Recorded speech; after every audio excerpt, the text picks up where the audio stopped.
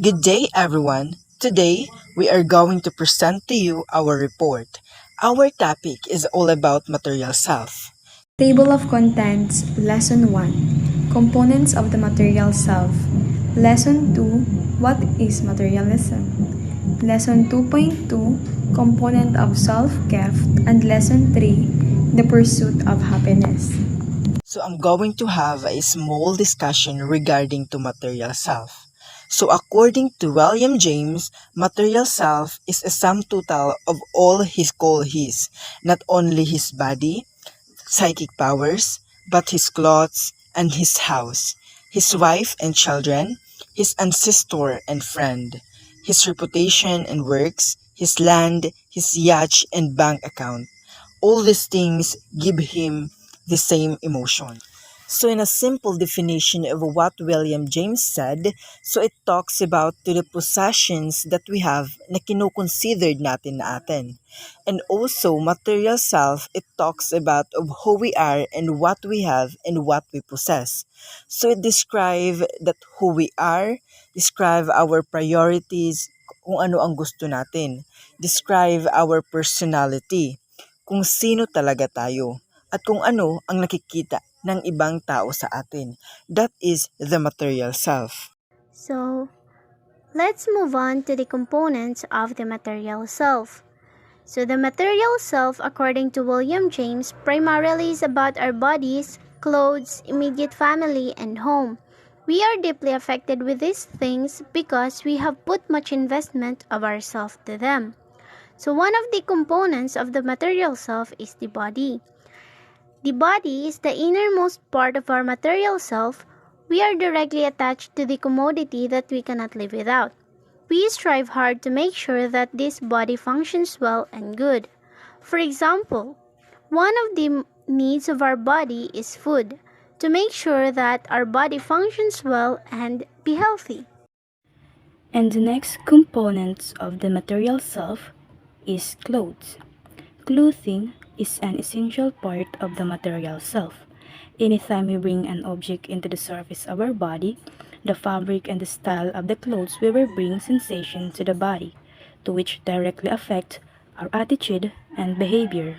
Our clothes reflect certain aspects of our personality. We tend to dress in ways that align with the social groups we belong to or aspire to be part of. For example, religious dress. We can easily identify an individual in which culture or religion she or he belongs. With that, it can make them feel more connected to that culture and affect how they behave within it.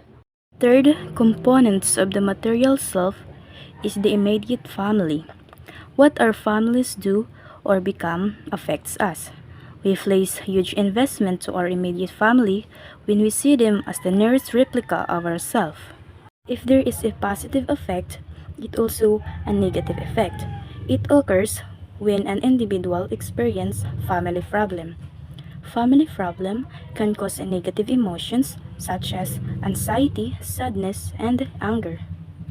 So the last components of the material self is the home. Home is the earliest nest of our selfhood. Our experiences inside the home were recorded and marked on particular parts and things in our home.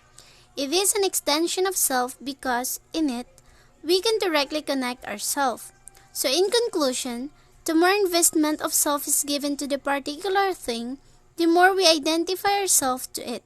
We also had the tendency to collect and possess properties. The collections and different degree of investment of self become part of the self. Self, a man's self is the sum total of all what he can call his possessions, then become a part or an extension of self. The possessions that we dearly have tell something about who we are, our self-concept, our past, and even our future. Okay, so let's move on to the second lesson, which is what is materialism, nature and rule of possession. So material possessions provide several effects on the individual, whether it is personal, intellectual, or emotional. So do you agree that the cause of suffering is the desire? So Our desire is one of the most reason why we suffer for getting those things that we want to. So varied motivations agitate the individual to pursue more and amass more of the money, gadgets, vehicles, jewelry, and life regardless of their realistic needs. According to the book, material possessions are considered as extension of one's personal and social aspects. So do you agree? Like, for example, you would sometimes hear people say that a particular dress or accessories brings out your personality, or how certain possessions are considered as your family's treasure. Levi Strauss, 1965, also emphasized that possessions do not just have value. They are not merely economic commodities. They are also vehicles and instruments for realities of another order. They reflect power, influence, social status, emotions, and sympathy. Now, we will discuss about the concept of self-gift. There are three factors that reveal how self-gifts are a reflection of an individual's materialism. First, materialism is often associated with self-centeredness. Often, individual would be preferred to be indifferent of the others as well as separate from the majority. Self-centeredness means prioritizing the self while showing evident lack of empathy on the plight of others. Second, materialists define success according to how much wealth and property was amassed. Materialists usually utilize possessions in self-definition. They have the evident tendency to define success in terms of the quality and amount of one's acquired wealth. Last, materialists believe that happiness results from the relationship between buying and consumption. For materialists, self-gift can be source of intense happiness. It provides them with the very positive emotions. The pursuit of happiness. The pursuit of happiness is an essential human right. Both Confucius and Socrates insisted that well-being and personal growth were a major purpose of life and the central goal of education. Can money buy happiness?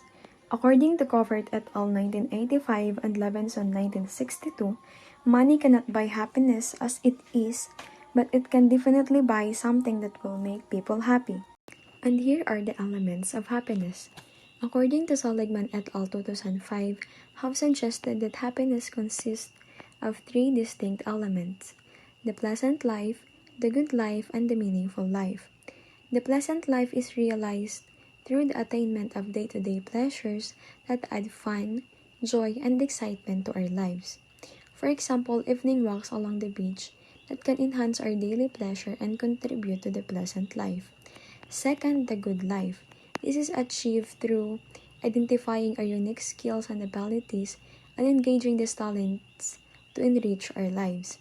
Those who achieve the good life often find themselves absorbed in their work or their recreational pursuits. In good life, this is more like focusing to our personal growth and actions that can improve within ourselves. Lastly, the meaningful life. This involves a deep sense of fulfillment that comes from using our talents in the service of the greater good, in ways that benefit the lives of others or that make the world a better place. In this state, you are able to contribute and know your purpose already. It is something that you really wanted to be or to do in life. In general, the happiest people tend to be those who pursue the full life, the pleasant life, good life, and meaningful life.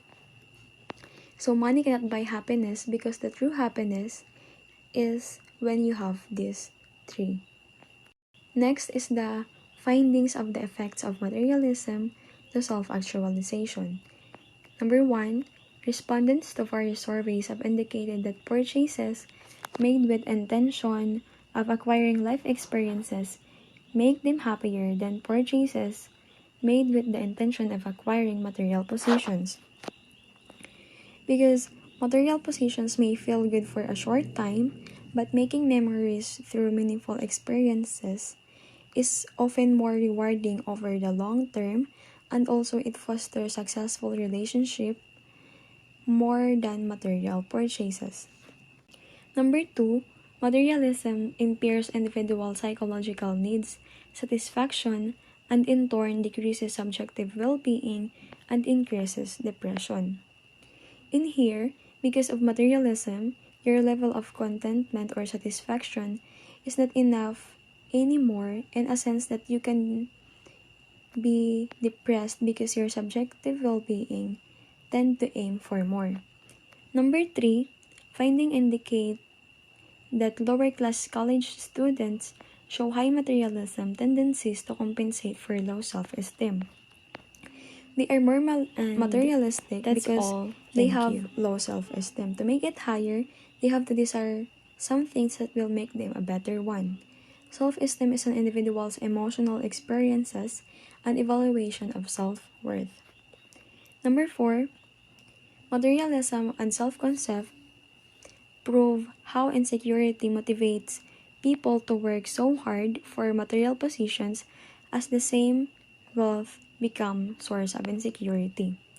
In this, materialism creates insecurity, and then when you really want something, you work hard for it, and when you already used to those things, this is something that you cannot live without.